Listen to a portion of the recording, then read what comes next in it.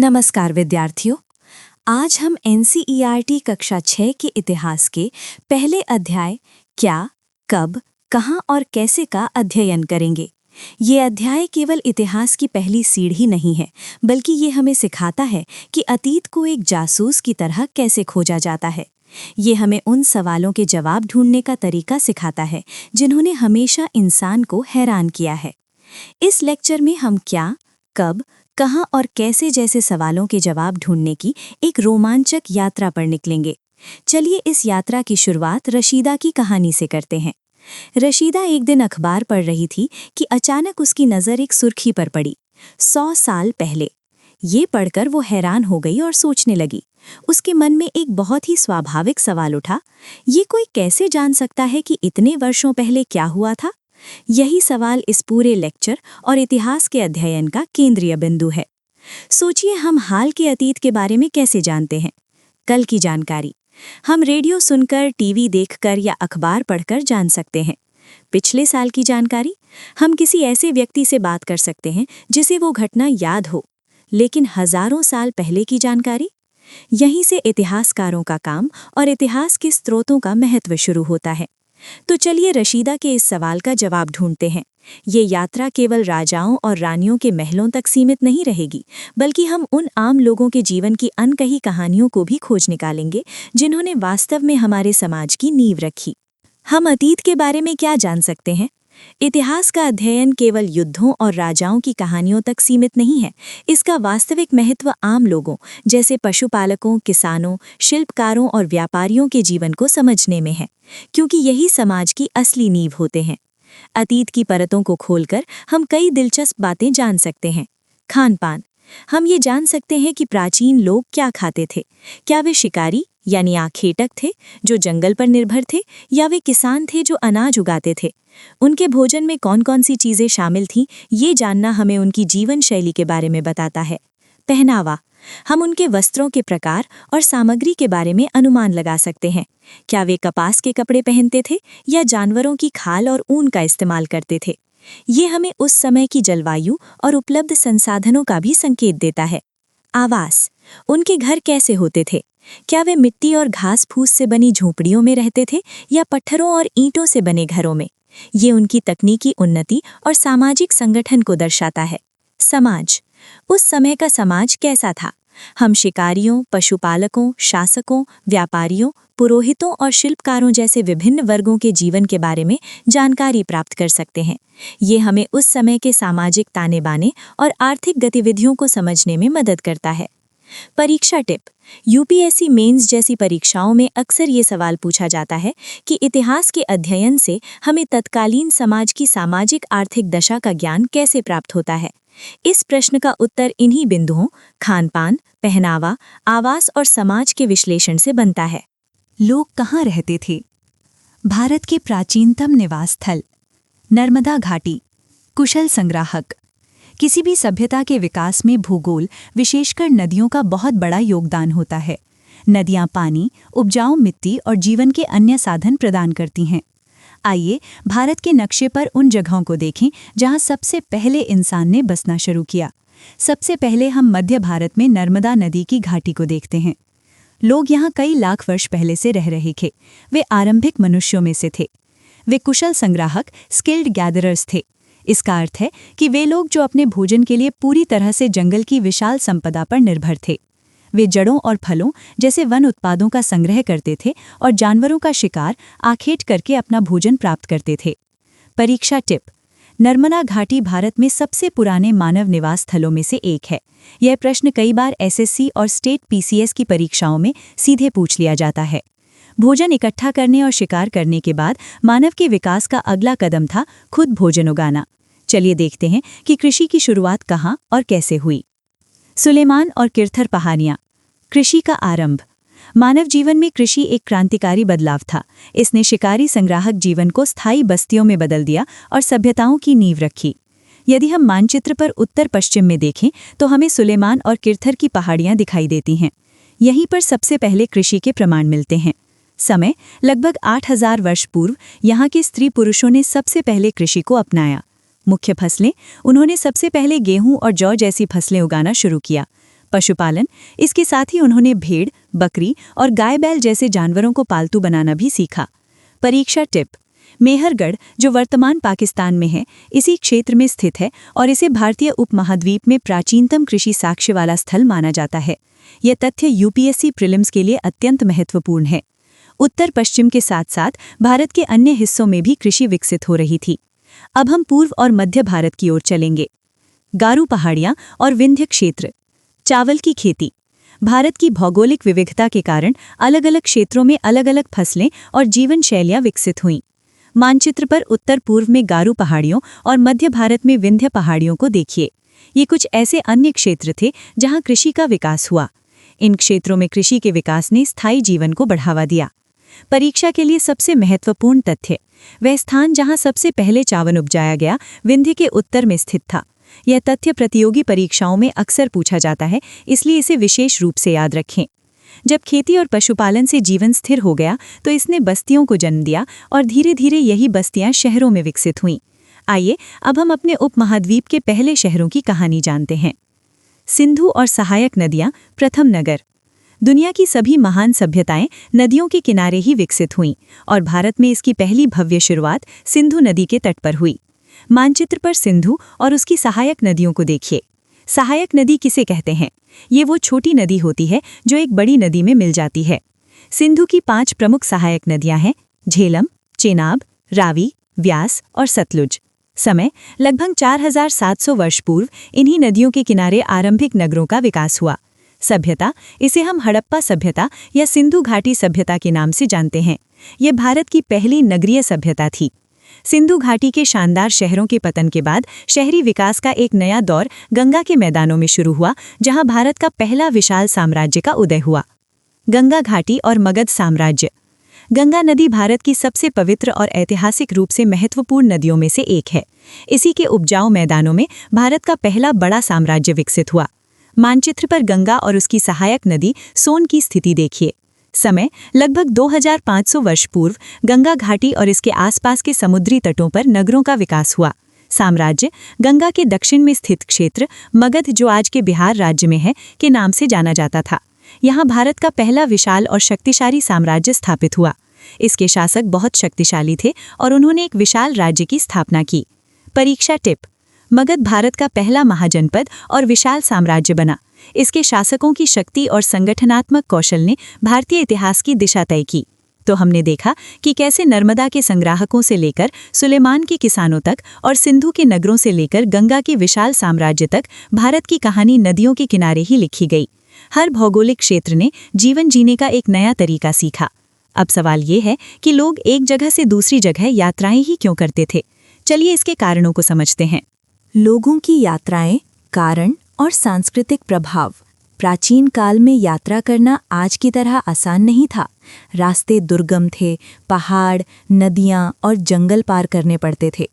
फिर भी लोग बड़े पैमाने पर एक स्थान से दूसरे स्थान पर जाते थे। आइए इसके कारणों और परिणामों का विश्लेषण करें। लोग यात्राएं क्यों करते थे? काम: लोग भोजन और रोजगार की तलाश में एक जगह से दूसरी जगह जाते थे। आपदा: कभी कभी बाढ़ या सूखे जैसी प्राकृतिक आपदाओं से बचने के लिए भी लोगों को अपना घर-बार छोड़कर जाना पड़ता था। विजय: सेनाएं दूसरे क्षेत्रों पर विजय प्राप्त करने के लिए लंबी यात्राएं करती थीं। व्यापार: व्यापारी कीमती वस्तुओं को बेचने के लिए काफिलों में एक शहर से दूसरे शहर की यात्रा करते थे। धार्मिक कारण: इनके अलावा धार्मिक गुरु भी अपनी शिक्षा और सलाह देने के लिए गांव-गांव और नगर-नगर घूमते थे, जिससे ज्ञान और विचारों का प्रसार होता था। यात्राओं का सांस्कृतिक प्रभाव: इन यात्राओं ने हमारी सांस्कृतिक परंपराओं को बहुत समृद्ध किया। जब लोग एक दूसरे के संपर्क में आए तो उन्होंने विचारों का आदान प्रदान किया। लोगों ने एक दूसरे से पत्थर तराशने की नई तकनीकें, संगीत रचने की नई तरीके और यहाँ तक कि भोजन बनाने की नई विधियाँ भी सीखीं। यहाँ एक बहुत ही महत्वपूर्ण बात पर ध्यान दीजिए। पहाड़ों और समुद्रों जैसी प्राकृतिक बाधाओं के बावजूद ये सांस्कृतिक आदान प्रदान कभी नहीं रुका। इसने संस्कृतियों के बीच एक ऐसा मजबूत धागा बुना जिसने आगे चलकर भारत की विविधता में एकता की अनूठी पहचान की नींव रखी। जब लोग यात्राएं करके हमारे देश में आए तो उन्होंने इस भूमि को अलग अलग नामों से पुकारा। आइए जानते हैं कि हमारे देश के नाम इंडिया और भारत कैसे पड़े। देश के नाम इंडिया और भारत। किसी भी देश का नाम उसकी ऐतिहासिक और भौगोलिक पहचान का प्रतीक होता है। हमारे देश के दो प्रमुख नामों इंडिया और भारत के पीछे भी एक गहरा और दिलचस्प इतिहास छिपा है। इंडिया। उत्पत्ति। इंडिया शब्द इंडस से निकला है, जिसे संस्कृत में सिंधु कहा जाता है। स्रोत। लगभग 2500 वर्ष पूर्व उत्तर पश्चिम से आने वाले ईरानी और यूनानियों ने सिंधु नदी को हिंदोस या इंदोस कहा। वे इस नदी के पूर्व में स्थित भूमि प्रदेश को इंडिया कहने लगे। भारत। उत्पत्ति। भारत नाम का प्रयोग उत्तर पश्चिम में रहने वाले लोगों के एक समूह भरत के लिए किया जाता था। स्रोत। इस समूह का उल्लेख संस्कृत की सबसे प्राचीन कृति ऋग्वेद में मिलता है, जो लगभग 3500 वर्ष पुरानी है। विकास। बाद में इसी भरत नाम का प्रयोग पूरे देश के लिए होने लगा और ये हमारी राष्ट्रीय पहचान का हिस्सा बन गया। अब जब हमने ये जान लिया है कि लोग कहाँ रहते थे और हमारे देश का नाम कैसे पड़ा, तो सबसे बड़ा सवाल ये है कि इतिहासकारों को ये सब पता कैसे चलता है। वे कौन से स्रोत हैं जो हमें अतीत की जानकारी देते हैं? अतीत के स्रोत। हम इतिहास कैसे जानते हैं? पांडुलिपि, मैन्युस्क्रिप्ट। लिखित स्रोत हमें अतीत की दुनिया में झांकने का सबसे सीधा रास्ता प्रदान करते हैं। इनमें पांडुलिपियां इतिहास के सबसे पुराने खजानों में से एक हैं। अर्थ। पांडुलिपि का अर्थ है हाथ से लिखी गई पुस्तक। ये लैटिन शब्द मनु से बना है, जिसका अर्थ हाथ होता है। सामग्री। ये पांडुलिपियां आमतौर पर ताड़पत्रों पर या हिमालय क्षेत्र में उगने वाले भोर्ज यानी बर्च नामक पेड़ की छाल से बने विशेष भोजपत्र पर लिखी जाती थीं। चुनौतियां। इतने वर्षों में इनमें से कई पांडुलिपियों को कीड़ों ने नष्ट कर दिया या वे समय के साथ खराब हो गईं, लेकिन जो बची हैं वे आज भी मंदिरों और विहारों यानी बौद्ध मठों में सुरक्षित मिली हैं। पांडुलिपियों की भाषा और विषय। भाषाएं। ये मुख्य रूप से संस्कृत यानी विद्वानों की भाषा, प्राकृत यानी आम लोगों की भाषा और तमिल में लिखी गई हैं। विषय। इनमें धार्मिक मान्यताओं और व्यवहारों से लेकर राजाओं का जीवन, औषधियाँ, विज्ञान, महाकाव्य, कविताएं और नाटक जैसे विविध विषय शामिल थे। परीक्षा टिप। प्रतियोगी परीक्षाओं में अक्सर प्राकृत भाषा का उल्लेख जनसाधारण की भाषा के रूप में किया जाता है। ये तथ्य बौद्ध और जैन धर्म के अध्ययन के संदर्भ में भी महत्वपूर्ण है, क्योंकि उन्होंने अपने उपदेश प्राकृत भाषा में ही दिए थे। हाथ से लिखी पांडुलिपियां नाजुक होती थी, लेकिन शासक अपने आदेशों और विजयों को स्थायी रूप देना चाहते थे। इसके लिए उन्होंने एक और टिकाऊ माध्यम का उपयोग किया, जिसे हम अभिलेख कहते हैं। अभिलेख, इंस्क्रिप्शन। अभिलेख वे लेख हैं जो कठोर सतहों जैसे पत्थर या धातु पर खुदे या उत्कीर्ण हुए मिलते हैं। उद्देश्य और लाभ। उद्देश्य। शासक अपने आदेशों को उत्कीर्ण करवाते थे ताकि लोग उन्हें देख, पढ़ और उनका पालन कर सकें। वे अपनी विजयों का लेखा-जोखा भी अभिलेखों के माध्यम से रखते थे। लाभ। पांडुलिपियों की तुलना में ये अधिक समय तक सुरक्षित रहते हैं, क्योंकि इन्हें आसानी से नष्ट नहीं किया जा सकता। उदाहरण। इसका एक प्रसिद्ध उदाहरण है अशोक का कंधार, वर्तमान अफगानिस्तान से प्राप्त अभिलेख। इस तथ्य को परीक्षा की दृष्टि से समझना क्यों महत्वपूर्ण है, क्योंकि ये अभिलेख दो भिन्न लिपियों और भाषाओं यूनानी तथा आरामेइक में लिखा गया था, जो उस क्षेत्र में अंतर्राष्ट्रीय संवाद को दर्शाता है। तो हमने दो प्रमुख लिखित स्रोत देखे, पांडुलिपि और अभिलेख। परीक्षा के लिए इन दोनों के बीच का अंतर समझना बहुत जरूरी है। चलिए इनकी तुलना करते हैं। स्रोतों का तुलनात्मक अध्ययन। एक अच्छे इतिहासकार की तरह हमें भी स्रोतों के बीच के अंतर को समझना होगा। ऐसा करने से ही हमें ये पता चल पाता है कि कौन सा स्रोत हमें किस प्रकार की जानकारी दे सकता है और उसकी सीमाएं क्या हैं। आइए पांडुलिपि और अभिलेख की तुलना करें। विशेषता। पांडुलिपि, मैन्युस्क्रिप्ट। अभिलेख, इंस्क्रिप्शन। सामग्री। ताड़पत्र, पेड़ की छाल, नरम सतह। पत्थर, धातु, कठोर सतह। लेखन विधि। स्याही से हाथ द्वारा लिखना, उत्कीर्ण करना, कार्विंग। स्थायित्व। कम स्थायी, कीड़ों से नष्ट होने का भय। अत्यधिक स्थायी, हजारों वर्ष तक सुरक्षित। लिखित स्रोतों के अलावा अतीत को जानने का एक और रोमांचक तरीका है जमीन के नीचे दबे भौतिक अवशेषों की खोज करना। ये काम पुरातत्वविद करते हैं। इतिहास के जासूस। पुरातत्वविद और इतिहासकार। पुरातत्वविद, आर्कियोलॉजिस्ट। पुरातत्वविदों को हम इतिहास का जासूस कह सकते हैं। वे भौतिक अवशेषों और सुरागों के आधार पर अतीत की कहानी को परत दर परत जोड़ते हैं। पुरातत्वविद का कार्य: वे अतीत में बनी और प्रयोग में लाई गई वस्तुओं का अध्ययन करते हैं। खोज की वस्तुएं: इन वस्तुओं में पत्थर और ईंट से बनी इमारतों के अवशेष, चित्र, मूर्तियां, औजार, हथियार, बर्तन, आभूषण और सिक्के शामिल हैं। खुदाई एक्सकवेशन: वे जमीन के नीचे दबे हुए अवशेषों को खोजने के लिए खुदाई भी करते हैं। जैविक अवशेषों का महत्व। परीक्षा प्रश्न: पुरातत्वविद जानवरों की हड्डियां क्यों खोजते हैं? उत्तर: ये जानने के लिए कि प्राचीन लोग क्या खाते थे। जानवरों, मछलियों और पक्षियों की हड्डियां उनके आहार की जानकारी का एक महत्वपूर्ण स्रोत हैं। इसके अलावा जले हुए अनाज के दाने या लकड़ी के टुकड़े हजारों साल तक बचे रह सकते हैं, जो हमें उस समय की कृषि और वनस्पति के बारे में बताते हैं। हालांकि कपड़े जैसे जैविक अवशेष बहुत दुर्लभ मिलते हैं क्योंकि वे समय के साथ नष्ट हो जाते हैं। पुरातत्वविदों द्वारा खोजे गए इन सभी सुरागों को एक साथ जोड़कर एक सार्थक कहानी बनाने का काम इतिहासकार करते हैं। इतिहासकार और उनके सुराग। इतिहासकार वे विद्वान होते हैं जो अतीत का अध्ययन करने के लिए सभी उपलब्ध स्रोतों का उपयोग करते हैं। स्रोत: इतिहासकारों के लिए स्रोत शब्द का मतलब है पांडुलिपियां, अभिलेख और पुरातत्व से प्राप्त ज्ञातियां, भौतिक अवशेष। पुनर्निर्माण की प्रक्रिया: एक बार जब उन्हें कोई स्रोत मिल जाता है तो वे इन सुरागों का उपयोग करके धीरे धीरे अतीत का पुनर्निर्माण करते हैं। ये प्रक्रिया ठीक वैसी ही है जैसे एक जासूस सबूतों के छोटे छोटे टुकड़ों को जोड़कर एक बड़े रहस्य को सुलझाता है। लेकिन क्या अतीत की कहानी सबके लिए एक जैसी थी या हर किसी का अतीत अलग था? चलिए इस दिलचस्प सवाल पर विचार करते हैं।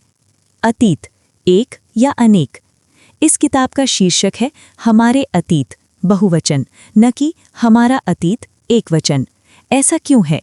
इसका सीधा सा अर्थ है कि अलग अलग समूहों के लोगों के लिए अतीत के मायने अलग अलग थे और उनका जीवन भी भिन्न था।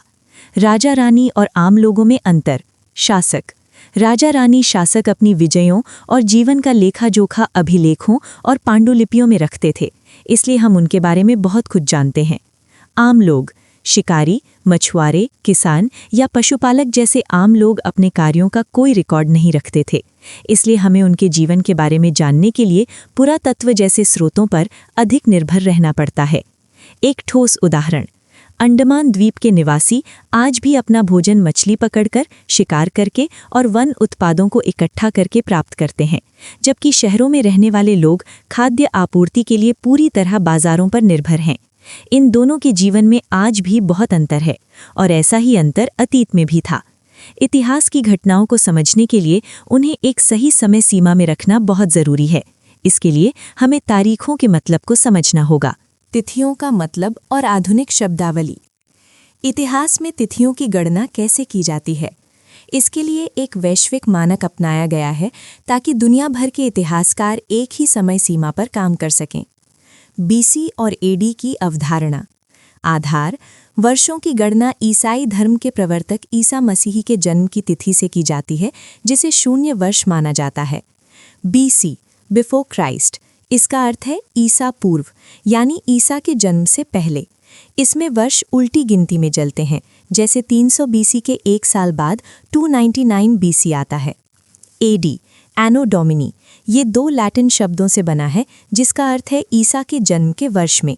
इसमें वर्ष सीधी गिनती में चलते हैं, जैसे 2023 एडी के बाद 2024 एडी आता है। आधुनिक शब्दावली: सीई, बीसीई और बीपी।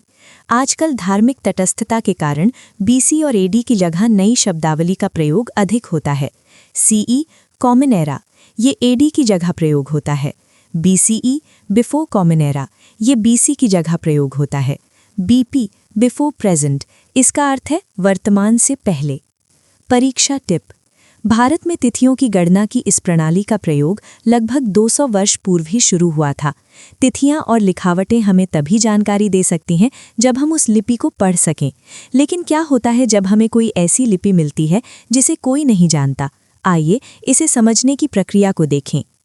अज्ञात लिपि को समझना एक उदाहरण। पुरानी भूली बिसरी लिपियों को पढ़ने की प्रक्रिया को डिसाइफरमेंट कहते हैं। ये एक बहुत ही जटिल और रोमांचक काम है जो हमें सभ्यताओं के खोए हुए ज्ञान तक पहुंचा सकता है। इसका सबसे प्रसिद्ध उदाहरण मिस्र यानी इजिप्ट के उत्तरी तट पर स्थित रोजेटा नामक कस्बे से मिलता है। यहाँ से एक ऐसा पत्थर मिला जिस पर एक ही लेख 3 अलग-अलग लिपियों में लिखा था। यूनानी, ग्रीक और मिस्री लिपि के 2 प्रकार, 2 फॉर्म्स ऑफ इजिप्शियन स्क्रिप्ट। विद्वान यूनानी भाषा पढ़ सकते थे। उन्होंने यूनानी अक्षरों और मिस्री संकेतों को साथ साथ रखकर उनकी ध्वनियों की पहचान की। उन्होंने कारतूश यानी एक छोटी फ्रेम में जिसमें राजा रानी का नाम लिखा होता था की मदद से अक्षरों की ध्वनियों का मिलान किया और धीरे धीरे पूरी मिस्री लिपि को सफलतापूर्वक पढ़ लिया। इस तरह हमने इस अध्याय के सभी महत्वपूर्ण विषयों को समझ लिया है। परीक्षा से पहले त्वरित पुनरावृत्ति के लिए आइए कुछ सबसे महत्वपूर्ण तिथियों और तथ्यों पर एक नज़र डालते हैं। अध्याय का सारांश और परीक्षा बूस्टर। अब समय है पूरे अध्याय को संक्षेप में दोहराने का, ताकि सभी महत्वपूर्ण तथ्य आपकी स्मृति में अंकित हो जाएं। परीक्षा बूस्टर, महत्वपूर्ण तिथियां। इन तिथियों को वर्तमान से पहले यानी बिफोर प्रेजेंट के संदर्भ में याद रखें। 8000 वर्ष पूर्व कृषि का आरंभ सुलेमान किर्थर पहाड़ियों में। 4700 वर्ष पूर्व सिंधु सभ्यता के प्रथम नगरों का विकास। 2500 वर्ष पूर्व गंगा घाटी के नगरों का विकास और मगध साम्राज्य का उदय। 2000 वर्ष पूर्व वर्तमान युग की शुरुआत। अध्याय का सारांश, माइंड मैप। अतीत, हम क्या, कब, कहाँ और कैसे जान सकते हैं। स्थान, नर्मदा घाटी, संग्राहक सुलेमान किर्थर, कृषि, विंध्य, चावल, सिंधु, प्रथम नगर, गंगा, मगध। समय, बीसी और एडी और आधुनिक बीसीई सीई की अवधारणा। स्रोत, पांडुलिपि, हाथ से लिखी, अभिलेख, खुदे हुए, पुरातत्व, भौतिक अवशेष। नाम, इंडिया, इंडस से और भारत, भरत कबीले से। वन लाइनर्स, परीक्षा की दृष्टि से। प्रश्न, पांडुलिपि किस पेड़ की छाल पर लिखी जाती थी? उत्तर, भुर्ज, बर्च। प्रश्न, ऋग्वेद की भाषा क्या है? उत्तर, संस्कृत, वैदिक संस्कृत। प्रश्न, मगध किस नदी के दक्षिण में स्थित था? उत्तर, गंगा नदी। प्रश्न, इंडिया शब्द का संबंध किन विदेशियों से है? उत्तर, ईरानियों और यूनानियों से, जिन्होंने सिंधु नदी को हिंदौस या इंदौस कहकर पुकारा। अब जब हमने सब कुछ दोहरा लिया है तो अपनी तैयारी को परखने के लिए कुछ अभ्यास प्रश्न हल करते हैं। मैं प्रश्न पढ़ूंगी और आपको इनके आंसर कमेंट करनी है। देखते हैं आप कितने उत्तर सही देते हैं। पहला प्रश्न, इंडिया शब्द किस संस्कृत शब्द से आया है? सिंधु, गंगा या यमुना? दूसरा प्रश्न, अशोक के अभिलेख सामान्यतः किस सतह पर लिखे गए? पत्थर, कागज या कपड़ा? तीसरा प्रश्न, भारतीय उपमहाद्वीप में कृषि का आरंभ लगभग कब हुआ? 8000 वर्ष पूर्व या 4700 वर्ष पूर्व? मुझे उम्मीद है कि आप सभी ने सही जवाब दिए होंगे। इतिहास बोझ नहीं, हमारी जड़ों की कहानी है। ये हमें सिखाता है कि हम कौन हैं और हम कहाँ से आए हैं। दोस्तों, इतिहास को तारीखों का बोझ मत समझिए, ये हमारी अपनी कहानी है। मुझे उम्मीद है कि इस अध्याय ने आपके अंदर अतीत को जानने की एक नई जिज्ञासा जगाई होगी। अगर आपको हमारी ये कोशिश पसंद आई हो तो कृपया इस वीडियो को लाइक करें और अपने उन दोस्तों के साथ शेयर करें जो प्रतियोगी परीक्षाओं की तैयारी कर रहे हैं। और हाँ, ऐसे ही ज्ञानवर्धक वीडियो देखते रहने के लिए हमारी चैनल को सब्सक्राइब करना न भूलें। आपके सहयोग से हमें और बेहतर कंटेंट बनाने की प्रेरणा मिलती है। कोई प्रश्न बेझिझक पूछें। धन्यवाद।